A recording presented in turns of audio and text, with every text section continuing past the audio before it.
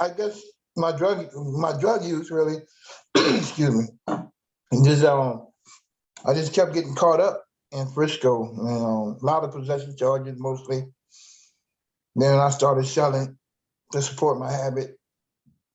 Kept in and out, in and out, in and out of jail, in and out of jail, and then they sent me to programs. I stay there and leave, you know, and that was just a revolving door. Okay, face dressing. How has my drug use affected the significant others in my life or the community? My drug use caused my first son's mother to take my son away from me. He was 3 years old at the time. I was so strung out on crack cocaine.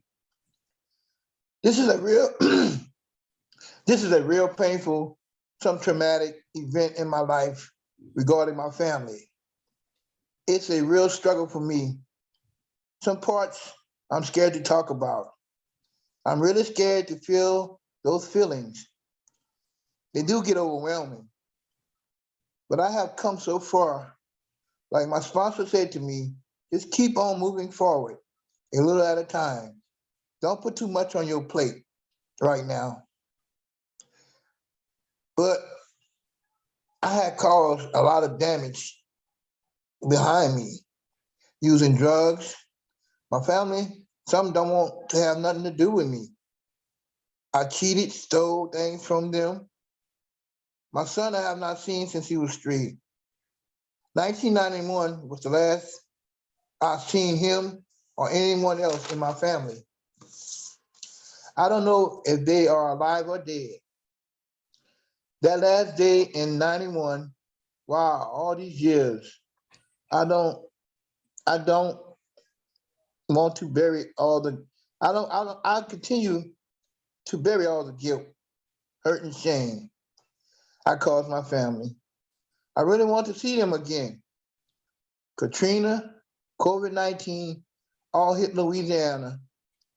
I really feel all alone, even now sitting in this court session. I wonder where's my family? Getting into fights over drugs with my family, them asking me to go away and put me on a bus to California in 1991. Drugs affecting my relationship with others, especially my community, to selling drugs to others, destroying their lives. Some was homeless, just like me. I didn't care. I didn't care. All that matters was getting drugs to use. Now, at a place of getting my life back together, only by staying clean and sober could I give back to my community and one day be united with the loved ones if God is willing. So my involvement with the criminal justice system was pretty intense.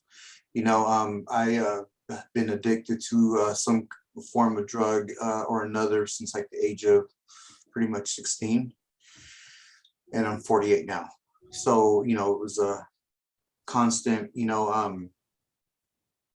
drug abuse, either with either crack cocaine or methamphetamines. The toughest thing, I feel like it was one of the toughest things that I've done in life, because like, people that aren't addicted to drugs think that they effing just stop, or they think that like the consequences that I face, like whether I use or not, like that I'm just like, that I don't care. And it's just like, it's really hard to stop. It was a challenge. Like I said, it was probably the hardest thing I've done in life. One of the hardest things that I've done in life, especially because I didn't know who I was. I had low self-worth, and at the time, I think my family had gave me some tough love, and at first it's scary, like I'm stepping into a huge federal courtroom, and it's more intimidating than a regular county courtroom. I'll say that. At first I was a little standoffish. I was very minimal with my words, but I also was grateful for the opportunity to be there as well. Went to court like twice a month, I believe, and checked in with my probation officer. There was a lot of random UA testing, and several like unexpected house visits, from the probation department. As time started passing, I started noticing like how these two judges would be there with us, right? Like after hours. And I started thinking, I was like, wow, that's like really nice of them to be here after hours. Like they could be home. They're judges. They could probably do whatever they want, right? This is what I'm thinking, at least, like they don't have to be here. They're starting up a program for someone like me to fix my life, or like they saw something in me that I did not see in myself. I'm actually proud to say like that I have two friends that are judges. I'm working at a senior center, and I've been here a year. I don't think I've ever been anywhere a year other than locked up. There was one point where old ladies would, cross the street to avoid me. And today I'm helping them cross the street, I think what it was, the huge thing, what it was I was like facing so much time, and it was federal court, and it was very intimidating to me. And I was starting to kind of like look at my life like, you're getting older, like this is not okay, like you have to grow up, you have to do something about this, like how are you gonna live the rest of your life like this, and I started to care a little bit somehow, and I wanted to change, but then I just didn't know how. I grew up thinking, I was nothing and worthless. And that's all I knew. I also ended up getting involved with men who treated me the same way. It was just a pattern I developed, and ultimately led me to use drugs. And I would just try to just get high to get the pain away from me, just so I didn't have to feel anything. I had that illness, and I couldn't stop. I didn't care about, I just didn't care what happened to me. And then CAP followed up with having that structure and that constant checking in with each other, and showing you like, hey, I believe in you. Even though you don't believe in yourself, I believe in you. So from originally walking into the courtroom, it was always like, am I gonna walk back out of this courtroom? Like, am I gonna leave? To walking in and saying hi to the security guards and just smiling from ear to ear, feeling confident while I'm there, walking into the courtroom and seeing people looking back at me like, hey, I'm proud of you.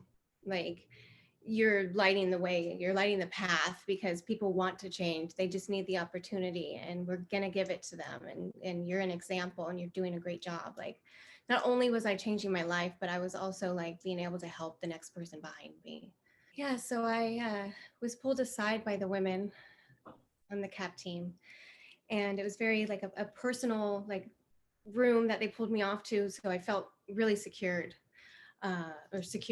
And I remember they were all just wanting to be there for me, and it was just a great experience to have like a team of women talking to me, giving me that strength, empowering me, and not just faulting me for my mistakes, like pulling me up, and like I felt confident in myself because I had these strong women that believed in me, So I think that that was a huge turning point for me.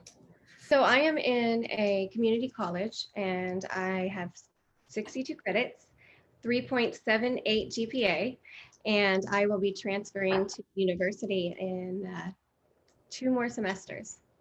So, and I'm going to major in business admin and hopefully get a hospital job. And I'm looking really forward to that. I'm so excited. Hi, Judge Corley. I just want to say thank you so much for giving me this chance at a new life. If it wasn't for you, I wouldn't have had that opportunity. And I do remember that story that I want to say is I do remember being in your courtroom and just looking way up at you and just melting in my body to the floor when you said yes to the program. I never, ever had somebody give me a chance or believe in me, and you did. So thank you. I mean, I do want to congratulate you, Judge Corley. I understand that this is like a big thing, and if anyone deserves it, it's you. You know, I think you're like one of the most fairest persons that I've ever met. You know, so I want to congratulate you and wish you the best on this new journey and chapter of your life. Thank you for everything too. I just want to say to Judge Corley, congratulations. You know, I love when I'm able to check in with you. When we was able to check in, we all in court session. You know, you always the smile. You know, that genuine smile you always have really lifted me up. You know, it really was encouraging. And I really wish you luck, and I appreciate your support. Thank you.